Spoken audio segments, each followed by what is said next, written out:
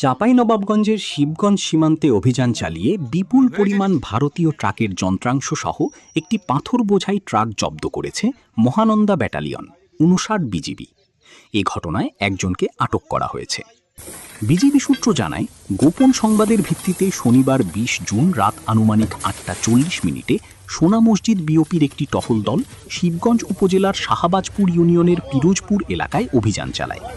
এই সময় ঢাকা মেট্রো ট১৫-৫১৯৮ নম্বরের একটি ট্রাক তল্লাশি করে পাথরের ভেতরে লুকানো অবস্থায় ৩২০ পিস ভারতীয় ট্রাকের বিভিন্ন যন্ত্রাংশ উদ্ধার করা হয়।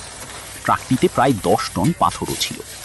আটককৃত ব্যক্তি হলেন চাঁপাইনবাবগঞ্জ জেলার শিবগঞ্জ উপজেলার কানসাট ইউনিয়নের বাজিতপুর গ্রামের মোহা শফিকুল ইসলামের ছেলে মোহাম্মদ মাহফুজুর রহমান ২৩।